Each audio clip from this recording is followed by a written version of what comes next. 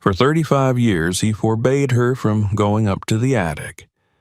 But after his death, she went up there and discovered the truth that turned her whole life upside down. Subscribe to the channel and write in the comments where you're watching this video from. The house had stood for decades at the end of a narrow lane just past the edge of town, where the maples grew wild and the wind carried the scent of soil and magnolia in the spring. Its brick walls bore the stains of time, and the windows, though clean, always seemed to wear a faint film of memory, as if the house itself remembered too much. To most, it was just another aging Southern home, respectable, well-worn, and half-forgotten. But to Lucille, it was where her whole life had unfolded, year after year, season after season, bound to the man she had followed there and the silence they had shared. She had arrived in that house 35 years ago, a city girl from Baltimore with ambitions she couldn't quite name, and a strength she had learned to hide behind polite smiles and pressed blouses. When James brought her down to Georgia, she thought it would be temporary, an experiment in quiet living, a compromise for love. But the land had a way of settling into her skin, and the slow rhythm of the countryside lulled her into staying. Back then, she had been drawn in by James's steadiness, by his gentle demeanor and the quiet certainty in the way he carried himself. He was a man who rarely raised his voice, who measured his words like carefully laid bricks, and who looked her in the eye when he promised anything. She had never known someone so unshakably reliable. James had inherited the house from his father, and though it wasn't large or elegant, it had been built with care, a 2-story structure with a wraparound porch and a screened-in back door that always slammed a little too hard. The kitchen smelled of pine and spice, and the floorboards creaked in familiar places like a house clearing its throat. Lucille remembered the first time she stepped through the front door. It had been late spring, the dogwoods in full bloom, and James had carried her suitcase inside without saying a word. She had wandered from room to room, imagining the life they would build together. Sunday dinners, morning coffee, books stacked on every surface. It felt new, brimming with possibility. But amid that hopeful quiet, one detail stood out, one that would follow her through every year of their marriage: the attic. The hatch to the attic sat flush with the ceiling in the hallway outside their bedroom, an unassuming square of pale wood with a brass latch and a cord that dangled just low enough to brush against taller guests. On their second day in the house, Lucille had looked up at it and asked, half joking, what secrets he kept up there. James's face had changed subtly but unmistakably. He'd said calmly that she shouldn't go up there, that it wasn't safe. Weak beams, dusty boxes, maybe even mold. The kind of place you could fall through and break something. She hadn't pressed. It had been early in their life together, and she hadn't wanted to start their story with a challenge. She nodded and smiled and moved on to unpacking dishes. But from that moment on, the attic had become a quiet fixture in her mind, a presence above her head that she couldn't see but always knew was there.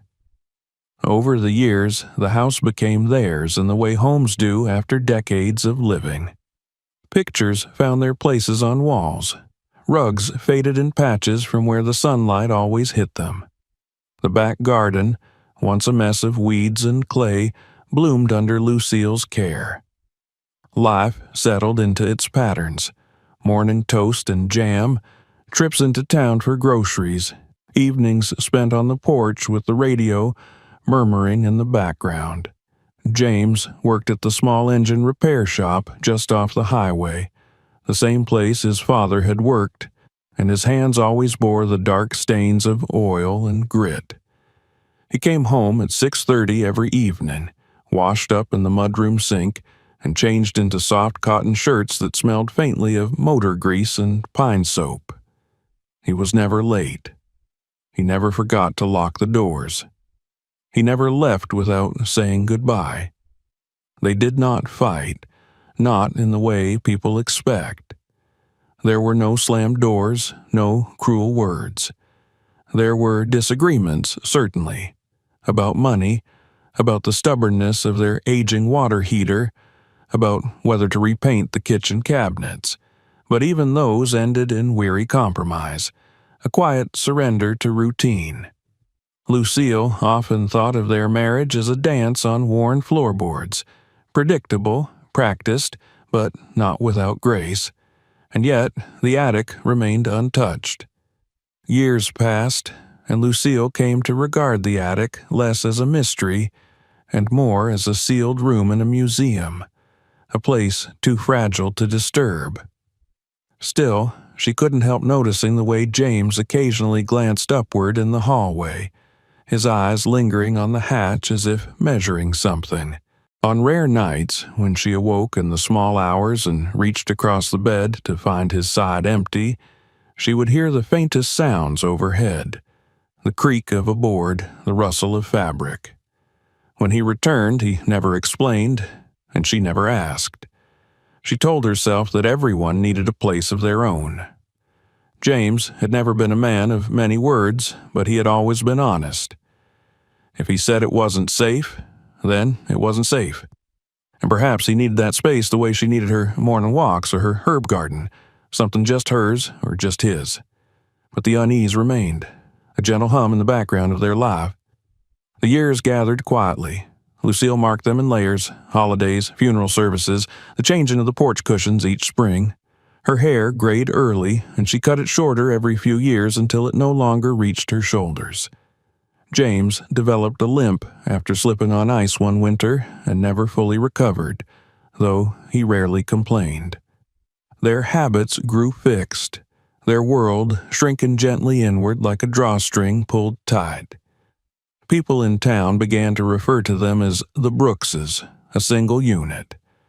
They always came to church together, always sat near the back, always left before the closing hymn. When someone's car wouldn't start, they called James.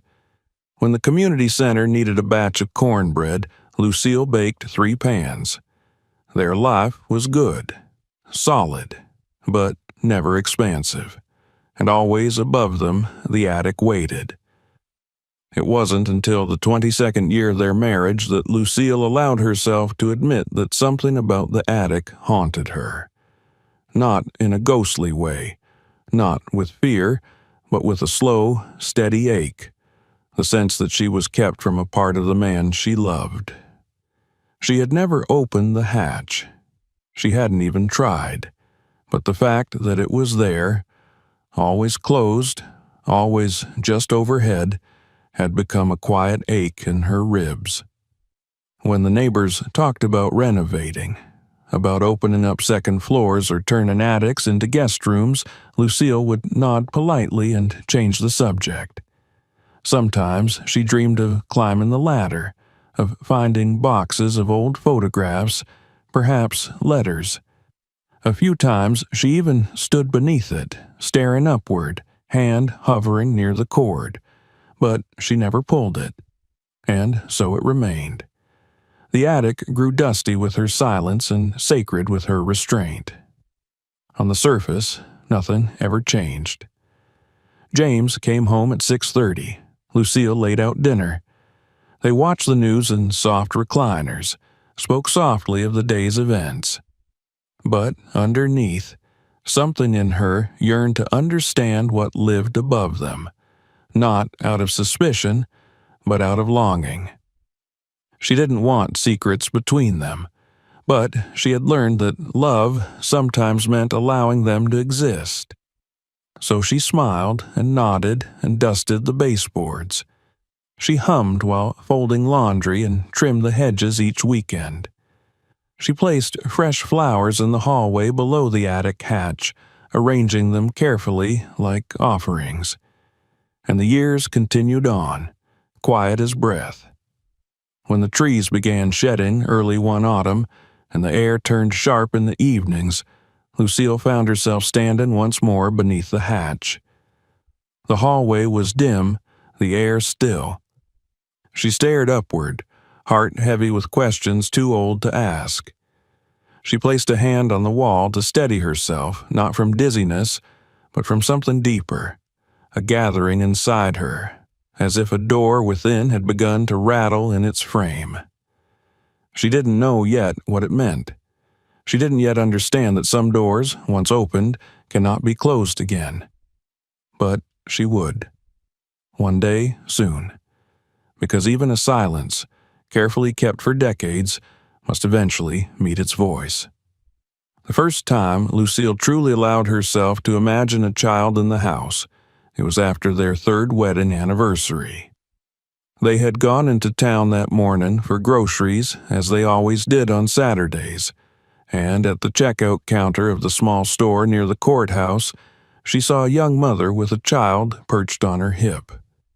The child had big brown eyes and stubby fingers that clung tightly to the collar of the woman's shirt.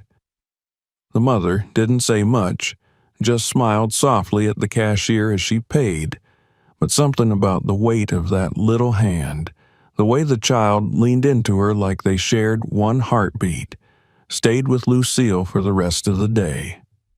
When they got home, while James was unloading the trunk, she stood in the kitchen with a bag of flour in her arms and stared out the window at the empty yard.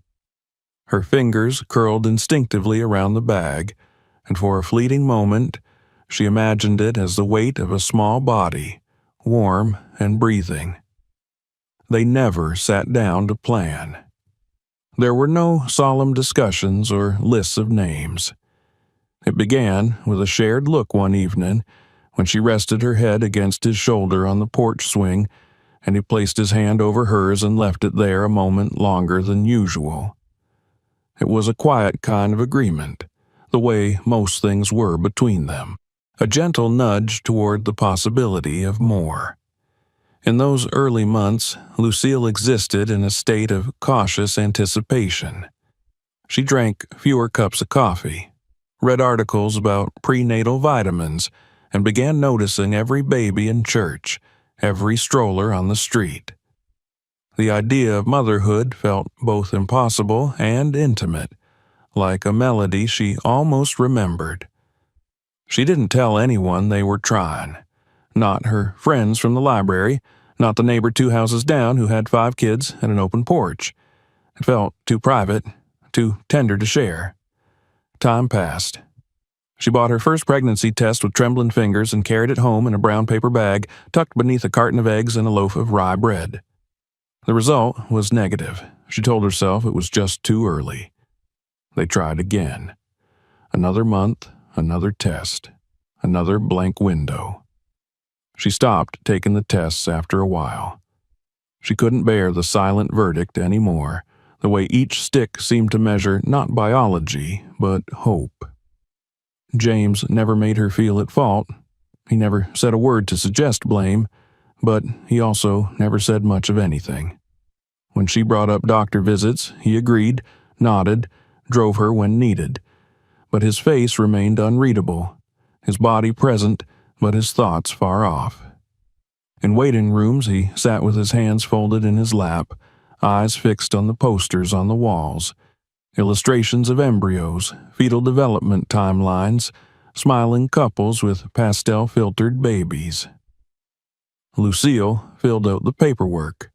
James simply signed where needed. They went to specialists in Macon and then in Atlanta. They heard the phrase unexplained infertility more times than she could count.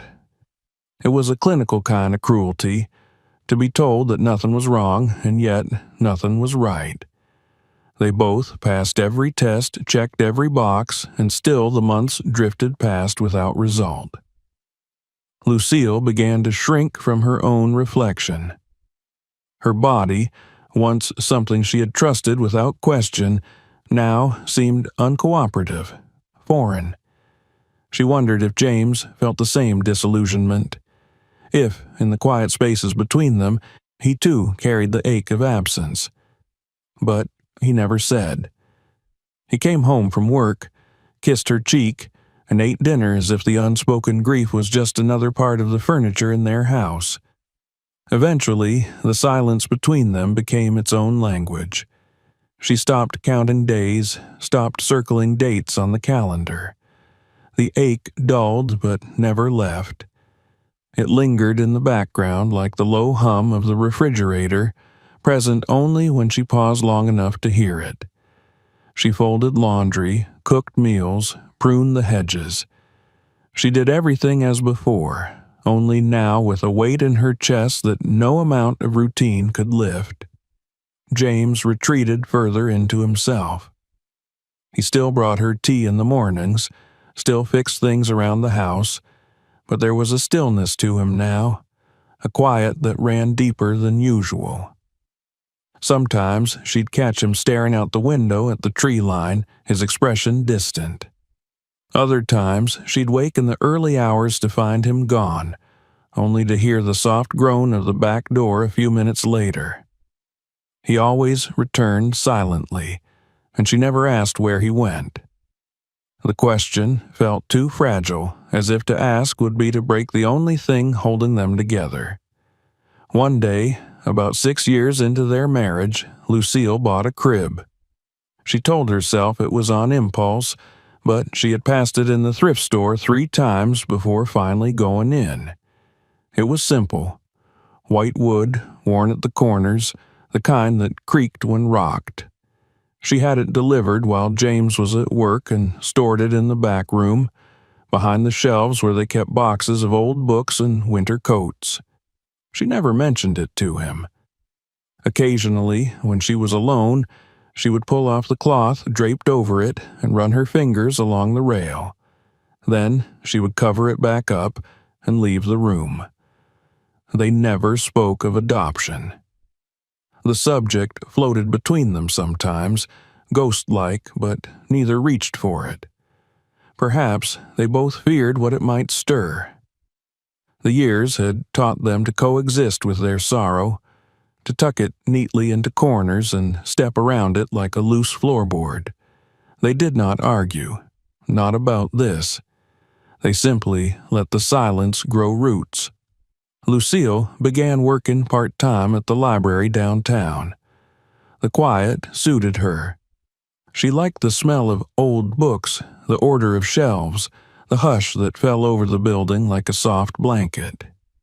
She organized community events, helped elderly patrons with large print requests, and occasionally read stories to children.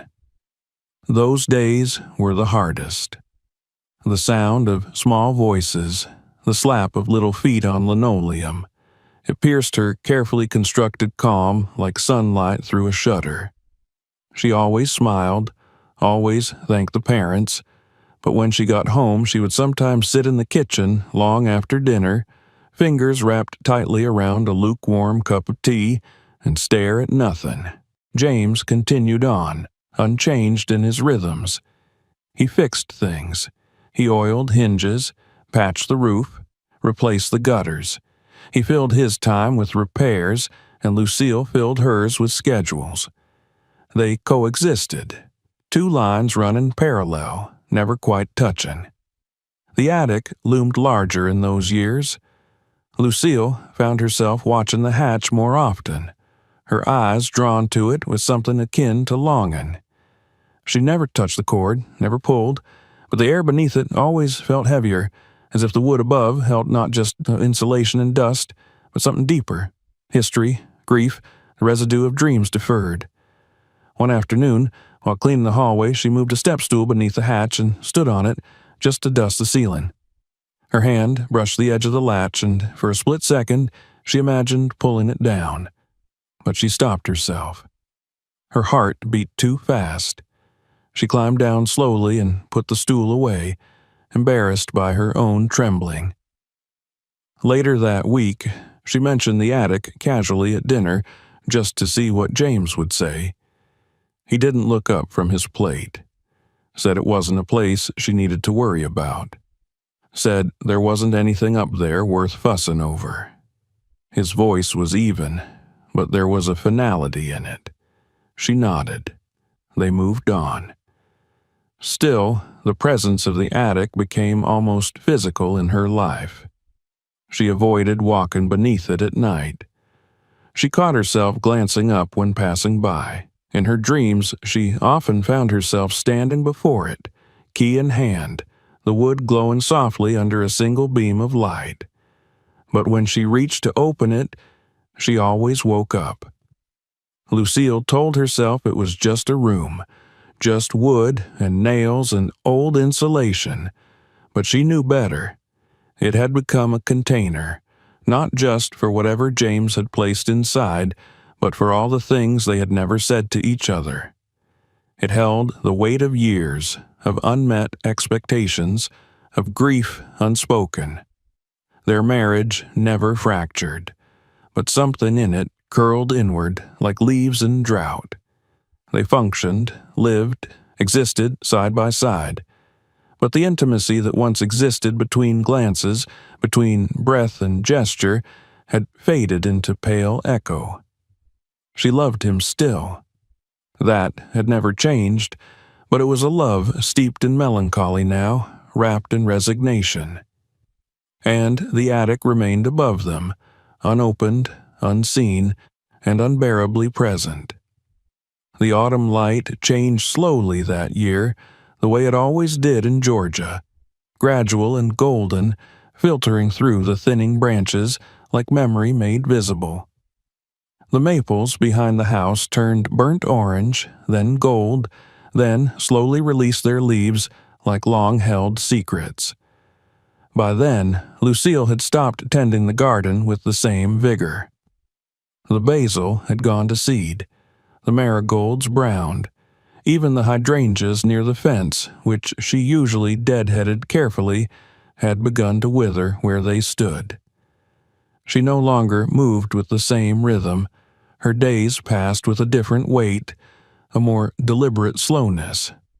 James was changing. It began so subtly she almost didn't notice. A groan when standing from the table. A hand pressed to his side after mowing a corner of the lawn. He'd wince when stretching for something on the top shelf, then wave it off when she asked. He said it was nothing, just age. "You know these old bones," he'd mutter, chuckling low in his throat, but the chuckle lacked warmth. It didn't reach his eyes. He took more naps. His appetite dulled. One day, she noticed his belt had moved to the last hole. Lucille had lived long enough with silence to recognize the things not being said, but she also knew James. He was not the kind of man to speak of pain unless it was unbearable. He could work through a fever, drive through a storm, build a fence with a twisted ankle. His quiet endurance had once comforted her. Now it unsettled her. She began watching him more closely. At dinner, he would push food around his plate. In the evenings, he stopped fixing the loose porch board he'd mentioned for months. Sometimes she would find him staring into space for minutes at a time, lost in a thought he wouldn't share. His shoulders, once so square and certain, seemed to sag. She asked him to see a doctor. Once, then again. The third time, she told him she'd made an appointment. He didn't protest. That scared her more than anything. They drove to Lincoln on a Thursday morning. The waiting room was cold, despite the thermostat's claim otherwise, and painted in soft yellows meant to soothe. Lucille filled out the forms while James sat beside her, silent. She could feel the tension in his body, taut beneath his calm expression. When the nurse called his name, he stood and followed her with a nod, offering Lucille a faint smile before disappearing down the hallway. She waited. And waited. The clock ticked too loudly. The water cooler gurgled. A mother across the room read quietly to her toddler, the child's laughter cutting through the stillness like a chime. Lucille folded and unfolded a pamphlet on digestive health until the paper softened at the edges. When the doctor finally came out, his expression was composed but somber. They moved to a private room. The words came slowly, carefully, like stepping around glass. Pancreatic cancer. Advanced. Inoperable. Lucille sat still, not breathing, while time seemed to fold in on itself. She felt the air in the room thicken. The phrase repeated in her mind, senseless and heavy. When she looked at James, he only nodded. No surprise, no panic, just the quiet resignation of a man who had already made peace with the truth. The drive home passed in near silence. The cornfields were browning under the early frost, and the sun hung low in the sky as if reluctant to shine. Lucille stared out the window, gripping the edge of her coat. James drove with both hands on the wheel, knuckles pale, eyes forward. When they got home, he went straight to the bedroom. She stood in the kitchen, her hands still trembling, staring at the mug he'd left on the counter that morning. It was cold now, half full, ringed with faint coffee stains.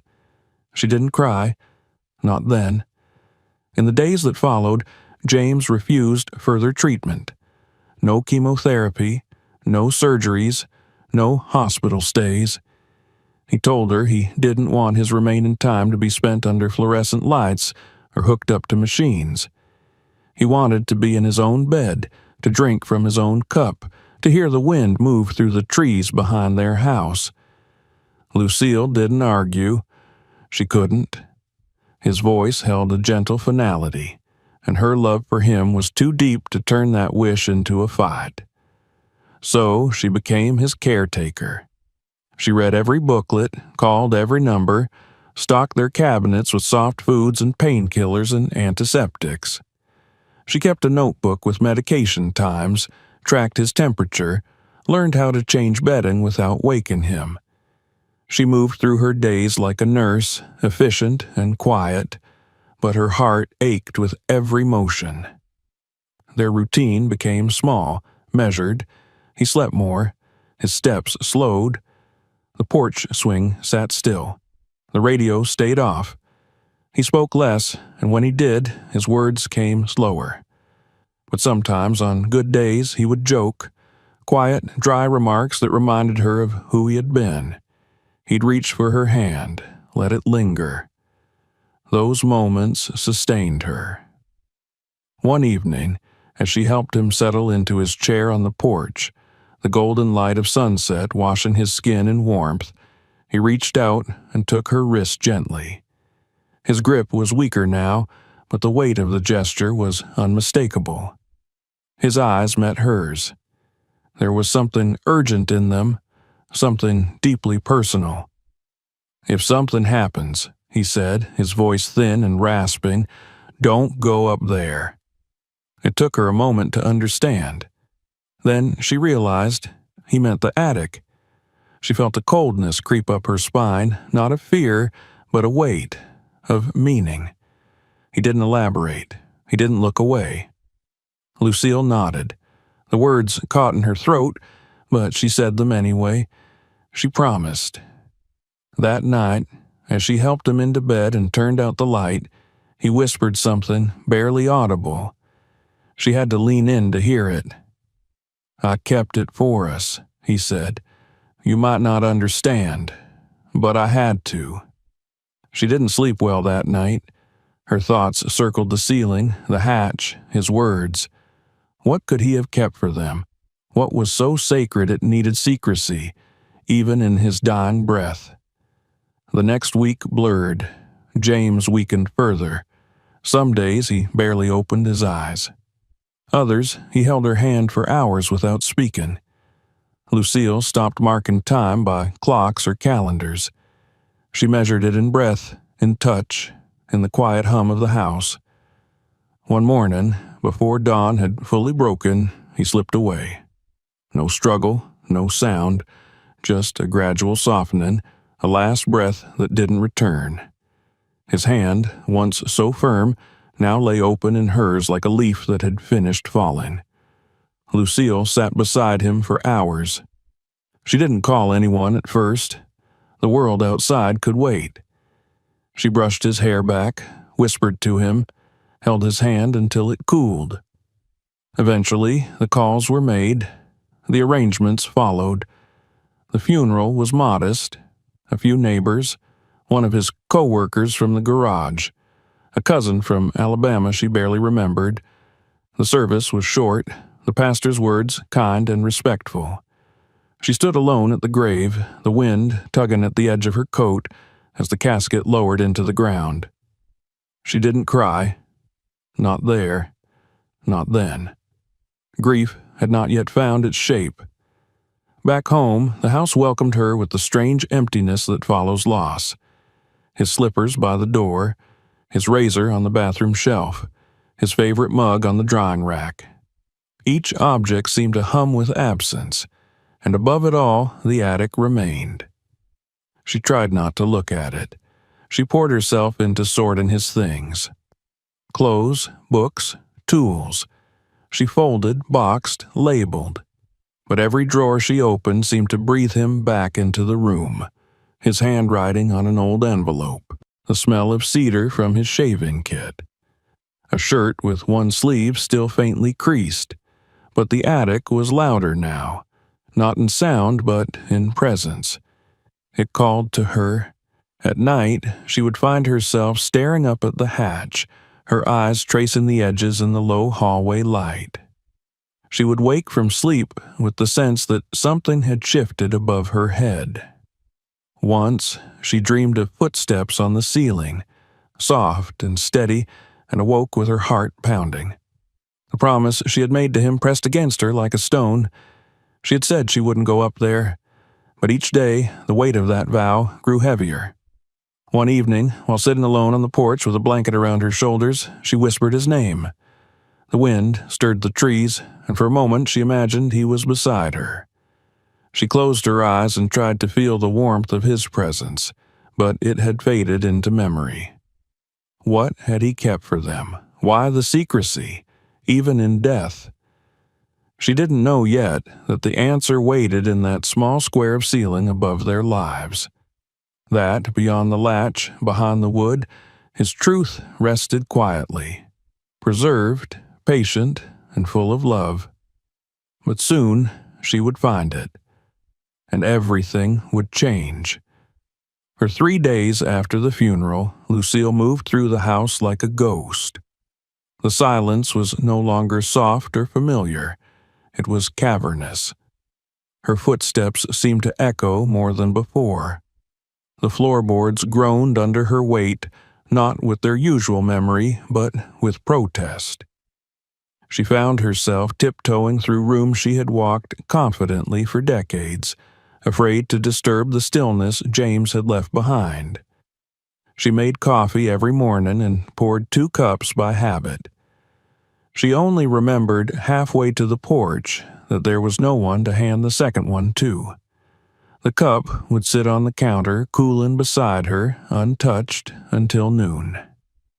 She couldn't yet bring herself to wash his mug. It still held the curve of his lip on its rim, a faint stain of his last use. The flannel shirts hanging in the laundry room still smelled like his skin.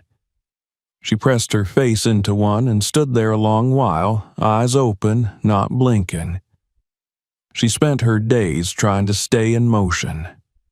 She sorted drawers, refolded towels, reorganized cabinets that didn't need reorganizing. She cleaned out the fridge, vacuumed corners, polished picture frames that were already spotless. But every task led her in a slow circle back to the same hallway, the same square in the ceiling, the same silence that pressed against her ribs. The attic. She thought she could ignore it. At first, she tried. She avoided the hallway altogether, finding alternate routes through the house, choosing to go through the kitchen to reach the bedroom instead of passing beneath the hatch. But the house wasn't big enough to keep that space out of sight for long. Eventually, her eyes would drift upward. The cord would swing faintly in a draft, and the weight of what it concealed would settle on her shoulders again. She had made a promise. She had said the words aloud, with James's fading fingers wrapped around her wrist. But now that he was gone, the promise felt less like a pact and more like a tether, holding her back from something she didn't understand but could no longer ignore. What could he have possibly hidden that mattered so much? Why, in all their years together, had he never trusted her with the truth? On the fourth night, she woke with a start. It was still dark, the window panes rattling gently in the wind. She sat up in bed and felt it. Something in the house had shifted. Not physically, not something she could point to, but in the air. The weight had changed. She walked barefoot into the hallway, her nightgown brushing her ankles, and stood beneath the attic hatch. The cord hung still. She stared up at it for a long time, heart pounding, breath shallow before turning away.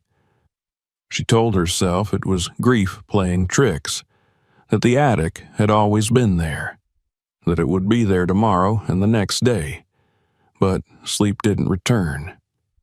The next morning, she lingered over her coffee, staring out the kitchen window, the backyard blurred behind her tears.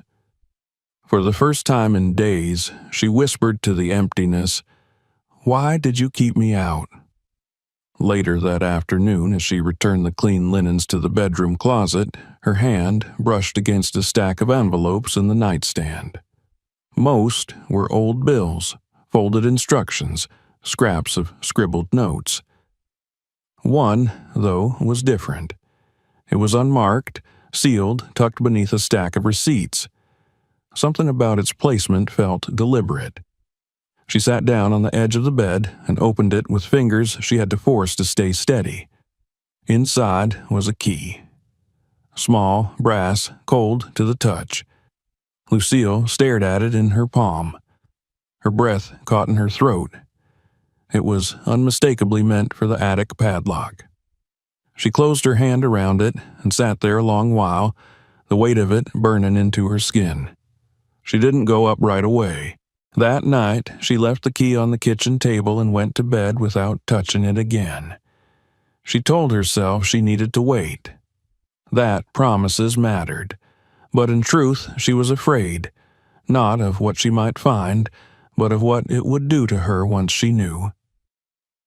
The next morning, she woke before the sun. The sky outside was still gray, the house still cloaked in a soft blue hush. She moved on instinct, slipping into one of James's old flannel shirts, the sleeves rolled up clumsily past her wrists. She didn't bother with shoes. The hardwood felt cool and familiar under her bare feet. The house was quiet as she crossed through the kitchen. The key lay on the table where she had left it, its metal glinting faintly in the pale light. She picked it up, holding it tightly, as though it might escape if she let her grip slacken. In the hallway, she stood beneath the hatch and looked up. For years, she had walked past this spot without touching the cord. Now, she reached for it. The ladder came down with a soft creak, dust fluttering through the air like old breath. She climbed slowly. Each step moaned under her weight, but the wood held. When her head rose above the edge of the opening, she hesitated, heart racing, mouth dry. Then she stepped up into the attic. The air was warmer than she expected and dry. It smelled of old wood, of dust, of something sweet beneath it all, like paper and distant sunlight.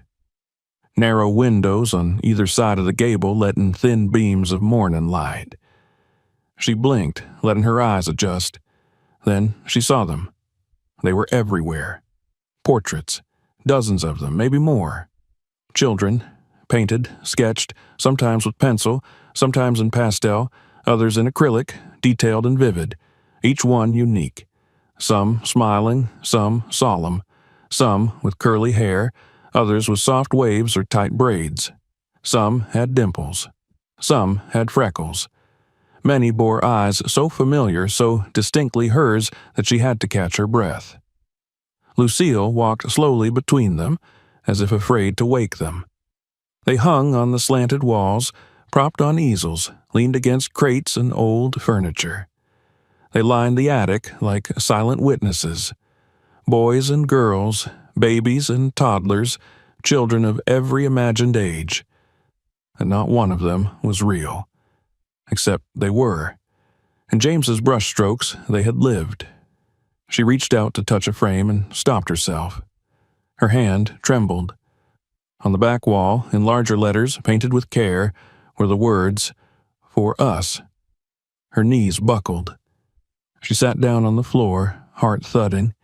She looked around the room, at the drawings, the careful arrangement, the soft toys tucked into corners, the worn blanket folded beside an old wooden chair. In the far corner stood a crib. Real, hand-built, sanded, smooth, and painted white. The paint had chipped in places, revealing the wood beneath. Inside, a small elephant made of fabric sat propped against the pillow. Its eyes were buttons. One ear sagged. Lucille's breath hitched. She pressed a hand to her chest. She didn't know how long she sat there. Eventually, she rose and stepped toward the wall. Beneath one of the drawings, a girl with 2 afro puffs and a toothy grin, was a name written in careful, deliberate script. Maya. Next to her, another, Isaiah, then Joel, then Marcus. Each name was different, each child distinct, and every one of them lived only here. On the floor beside the crib lay a sketch pad, the pages filled edge to edge. She picked it up. Inside were drawings of a baby crawling, of a toddler holding a block, of a child in her mother's lap. Some scenes were of a little boy sitting in James's workshop, watching him hammer nails. Others showed a girl in a library, holding a picture book, her face wide with delight. There were dates scribbled in the corners, imagined birthdays, notes in the margins. Lucille closed her eyes. Tears began to fall, soft at first, then harder. She covered her mouth with her hand, the sound of her sobs muffled but unrelenting. She sank to her knees beside the crib, the notebook clutched to her chest. All these years, James had kept this. Not from cruelty, not from shame, but from heartbreak. He had built a world where their children had existed, if only in imagination. He had painted their lives, their faces, their joys. He had loved them into being when life had denied them the chance. And he had done it alone. She wept not just for the children they had never had, but for the man who had carried that sorrow in silence, who had turned it into something beautiful, hidden away in the rafters of their lives. When her tears slowed, Lucille looked around the attic again. It no longer felt like a forbidden place. It felt like James, like his hands, like his steady breath, like his unspoken grief. She reached out and touched the elephant in the crib. Its fabric was soft beneath her fingertips. Then she sat back, closed the sketchbook gently, and whispered into the stillness, "I see them." The attic didn't respond, but the light seemed a little warmer, and for the first time in days she didn't feel alone. The attic, once a sealed mystery, had become a sanctuary. Lucille returned the next morning without hesitation. She brought a cup of coffee with her, still hot, and climbed the ladder slowly, as if entering a sacred place that demanded quiet reverence. The light filtering through the narrow windows was softer today, less stark. Dust moved in slow spirals in the air, catching the beams like tiny ghosts drifting between portraits. She walked with more purpose now, studying the drawings with the eyes of someone newly fluent in a language she had once feared to speak. She knew these children weren't real, but they felt real, not in the skin and bone sense, but in the way memories feel real even when you know they're stitched from longing. She whispered their names, Maya, Isaiah, Joel, testing the weight of each one in her mouth, letting them settle like prayer. As she moved further into the space, her eyes fell on a stack of notebooks beside the crib. They were old-school spiral-bound types, the covers worn, some pages curling at the edges. She knelt and picked up the top one. The blue cover had faded, the metal spiral rusted in places. She opened it to the first page. At the top, written in blocky, deliberate letters, were the words, "Diary of a Father. For you, my child, if you ever find this." Her breath caught. She sat down slowly, cross-legged on the wooden floor, and began to read. The first entries were tentative, like someone testing their voice in a dark room. He described building the crib with his own hands, how the wood had split once and how he'd sanded it smooth anyway, determined to make it perfect. He wrote of his fears, not just of parenthood, but of believing too much in something that might never come. "I needed to do something with my hands," he wrote. "Something to hold hope." Lucille turned the pages, each one revealing more of the hidden man she had lived beside for decades. James wrote to their child, sometimes as a daughter, sometimes as a son, sometimes as a presence unnamed. He imagined their first words, their laugh, the weight of them asleep on his chest. He described bedtime stories he would have read, advice he would have given, lessons about kindness and courage and how to fix a squeaky hinge. One entry read, "Your mother planted sunflowers today." She looked tired. I wanted to tell her I still believe, but the words caught in my throat. So I came up here instead and wrote them to you. The tears came again, unbidden but softer this time. Not from shock, not from raw grief, but from the slow, aching release of understanding. James had not hidden this attic from her out of secrecy, but out of protection. It had been his way of carrying the weight, of transmuting their shared sorrow into something tangible. Where she had gone silent, he had built a world. In another entry, dated roughly 10 years earlier, he described a dream he'd had. He was teaching a little boy to ride a bike down the gravel path behind the house. The boy had fallen twice, skinned his knee, but got up smiling. "I woke up with my heart aching," he wrote. "I almost told your mother. I should have. But then I thought maybe this dream is just for me." Lucille pressed her fingers to the page, the indentations of his pen still raised slightly in the paper. She could almost hear his voice. As she read on, the entries became more vivid. He documented imaginary birthdays with homemade cakes, trips to the park, scraped knees, and lost teeth. He named the children different names at different times: Elena, Joshua, Grace, Dorian. There was no consistency, and yet each name carried a life of its own. Sometimes he described them as infants, sometimes as teenagers with their own moods and voices. He gave them preferences. Grace liked peaches, Dorian hated the cold. Elena wanted to be a teacher. Joshua loved dogs. She came across an entry that shook her. "I know you'll never read this, but maybe writing it helps me believe you existed, even if only in this room, even if only in me." Lucille closed the notebook, holding it against her chest. The ache was deep, but it was no longer hollow. It was full of the love he had poured into every line, full of the ache of what they had missed and the beauty of what he had made anyway. She reached for the next notebook and began again. This one was thinner, but just as rich. He had pasted in tiny photographs cut from magazines, pictures of children playing, smiling, sleeping. Between the images, he had written captions as though narrating a family album. "Your first tooth," he wrote under a baby with drool on its chin. "Learning to swim beneath a toddler in floaties. Reading with Mom, next to a child holding a book larger than their face." In the corner of one page, he had written, "Sometimes I imagine you asking me why I made all this. I think I'd tell you, because I had nowhere else to put the love." Lucille stayed in the attic for hours.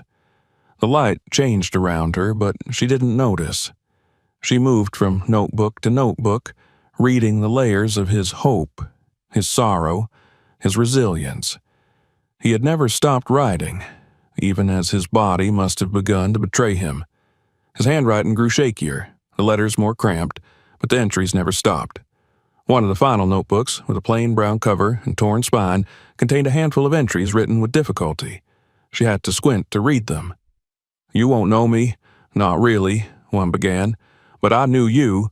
I knew every inch of you, even if I never saw your face. I heard your laugh in the wind. I imagined the grip of your hand around my finger. You were mine. And I'm sorry I couldn't make you real." Lucille sat perfectly still after reading it, the words ringing through her like a bell struck in her chest. Her hand trembled as she closed the cover. There was no signature. Just the date, scribbled in a nearly illegible hand, 3 weeks before he died. It was then that she realized the attic was not just a refuge. It was a monument, a testament, not to tragedy, but to the depth of a man's capacity to love without limit, to carry a dream for decades and give it space to live, even in secret. Her grief shifted in that moment. It didn't vanish, but it found shape.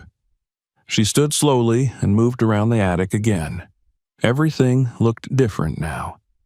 The toys weren't decorations, the blankets weren't props. The room had been alive with intention. Each object had been placed, chosen, held. Every sketch was a conversation, every drawing a heartbeat. She traced the edge of a wooden train set, picked up a crayon drawing pinned to the beam. Childlike and bright, a stick figure family beneath a lopsided sun. Above it, in large letters, it read, "For Mom and Dad, I love you." She wept again, but the tears came like rain after drought. Later, when she descended the ladder and returned to the kitchen, she felt something in her had settled. The house no longer felt empty. It felt inhabited, not by ghosts, but by love. That evening, as the sky burned orange beyond the trees, she returned to the attic once more. Not as a visitor, as its keeper. She brought a small broom, a clean cloth, a jar of lemon oil. She dusted shelves, wiped frames, straightened the mobile above the crib. She opened the windows to let in fresh air. She folded the worn blanket and set it gently in the cradle. She moved with tenderness and purpose, as if caring for something still growing. Before she left, she placed the notebooks back in a neat stack and sat on the rocker in the corner, one that creaked familiarly beneath her weight. She watched the light fade through the slats in the walls, the room painted in amber and shadow. She didn't need answers anymore. She had found the truth, and it was enough. She reached into her pocket and pulled out a fresh notebook, blank, new, the pages crisp. She opened to the first page and began to write. "My name is Lucille, and today I met the children I never had, but they were never strangers, because they lived here, in him, in this room, and now, in me." The attic was quiet, but it felt full. The days began to stretch out again, not in the numb and endless way they had in the weeks after James's death, but in the way they used to, when life was quietly full and marked by simple routines. Lucille rose early now, as the light was just beginning to creep through the curtains. She still made coffee for 2, though the second cup now traveled with her into the attic. It had become her place, just as it had once been his. But where James had used it as a refuge for sorrow and imagined hope, Lucille was shaping it into something else, something shared. Each morning, barefoot and wrapped in a soft shawl, she climbed the attic stairs with her coffee in one hand and a notebook in the other. The creak of the ladder no longer startled her. It welcomed her. The room felt lived in, not dusty or distant, and the quiet had softened. It was no longer the silence of grief, but of reverence, the hush of a sacred place. The air smelled faintly of paper and pine, touched by the breeze she let in through the little side windows. She sat in the same rocking chair James must have used beside the crib and read through his words again and again. And then she began adding her own. She picked up where he left off, writing entries addressed to the children they never had, to the ones who had lived in his heart and now lived in hers. Some entries were long, winding thoughts about the past or what might have been. Others were just a few lines, small confessions or quiet revelations. Sometimes she wrote about her day, about the squirrels that had returned to the maple tree by the porch, about the new recipe she tried that didn't quite turn out, about how the light looked different in the late afternoon now that summer was approaching. Other times, she wrote as if she were telling stories to a child on her knee. She described herself as a young woman, full of ambition, moving to a quiet town for love. She described James with loving clarity, never omitting his silences or his stubborn ways, but always returning to the deep, patient love that shaped everything he did. She no longer cried when she entered the attic. Her grief had changed shape. It was still present, still tender, but no longer sharp. It had woven itself into her routines, a quiet undercurrent that moved through everything she did. She swept the floor each Saturday. She brought fresh flowers from the yard and placed them in a chipped ceramic cup beside the crib. She began reading aloud from the picture books James had collected, softly, slowly, letting the words settle into the space as if someone were listening. As spring edged into summer, the community began to stir again, and Lucille found herself slowly rejoining it. She began walking into town more often, lingering at the farmer's market to pick out peaches and fresh tomatoes. One morning, while she was picking through a bundle of green beans, a young mother beside her juggled a squirming toddler and a bag of produce. Without thinking, Lucille reached out and steadied the child as he nearly slipped from his mother's hip. The mother gave her a grateful smile. Lucille smiled back, something inside her shifting gently. Later that week, the director of the library called and asked if she might be willing to help with the children's story hour during the summer months. Their usual volunteer had moved away, and they needed someone kind, someone steady. Lucille hesitated only a moment before agreeing. That night, she returned to the attic and pulled one of James's old notebooks from the shelf. She read a few passages by the window, then gently closed the cover and said aloud, "I think you'd want this." She spent hours preparing, reading through the very books James had once placed in this room. She made notes, marked favorite pages. On the day of the first story hour, she dressed carefully and arrived early. Her hands trembled slightly as she opened the book and faced a semicircle of bright-eyed children. But as she began to read, their attention wrapped around her like a warm blanket. Their laughter filled the room, loud and unfiltered, and for the first time in years, Lucille laughed with them. Not a polite smile, not a muted chuckle, but a deep, breathless laugh that left her blinking back tears for a different reason. She began spending more time at the library.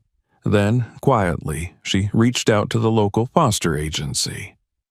At first, she helped behind the scenes, sorting donated clothes, organizing shelves, cleaning playrooms. But soon, she was asked to help with visitation days, sitting with children while they waited for appointments, reading to them, helping them with puzzles or homework. She didn't talk much at first, but the children didn't seem to mind. They responded to her calm presence, the way she knelt to look them in the eye, the way she remembered their names and their favorite books. Some were quiet and cautious, others noisy and full of restless energy. All of them were hungry for attention, for safety, for something they couldn't quite name. Lucille gave what she could: a steady hand, a soft word, a lap to sit on.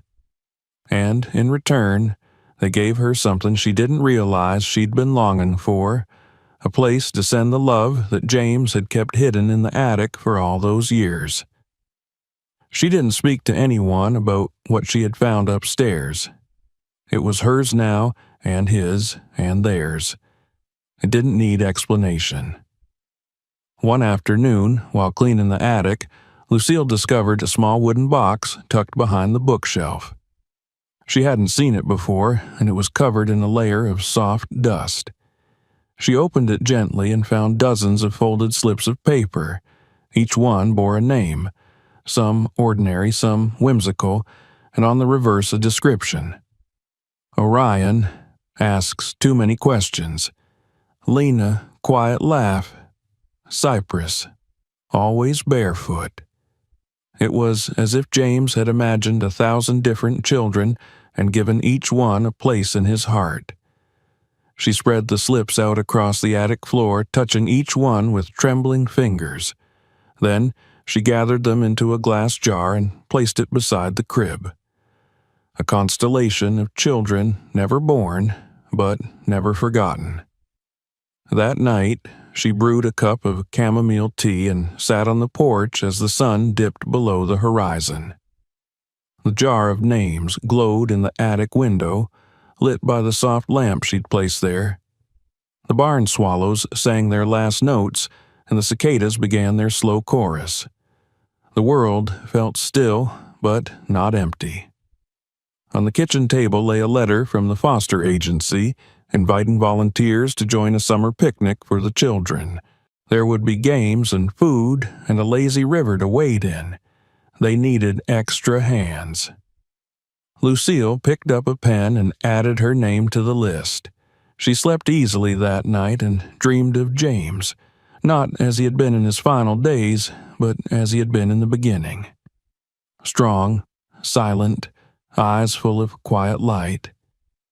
In the dream, he stood beside her in the attic, one hand resting on the crib, the other on her shoulder.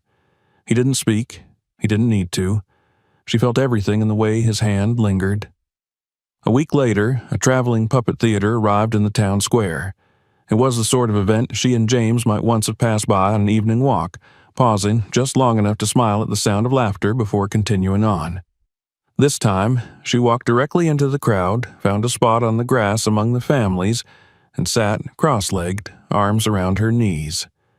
The puppets danced and tumbled across the tiny stage, and the children giggled and squealed in delight. Halfway through the show, a small boy with tousled hair and no shoes left his group and, without a word, climbed into her lap. He leaned back against her as if it were the most natural thing in the world. Lucille didn't move. She simply wrapped her arms around him and watched the show. When it ended, the boy ran back to his group. He didn't look back, but Lucille remained where she was, hands folded quietly, heart full in a way that surprised her. It wasn't joy, not exactly. It was presence. It was peace. That evening, she returned to the attic, lit the small lamp, and sat in her rocker. She opened her notebook to a blank page. "You never lived in this house," she wrote. "Not in the way we dreamed. But you lived in him. And now you live in me. You were loved. You are loved. That makes you real." The attic held its silence, and the stars appeared one by one outside the narrow window. Lucille closed her notebook and set it gently on the shelf beside his. She sat a while longer, wrapped in the hush, the soft creak of the chair beneath her, the steady rhythm of her own breathing. and when she finally stood and turned out the light, the room felt not like an ending, but like the beginning of something else. Something wide and full of light. If this story moved you, don't forget to subscribe for more. Watch our next video and discover even more powerful stories. And if this touched your heart, share it with someone who needs to hear it.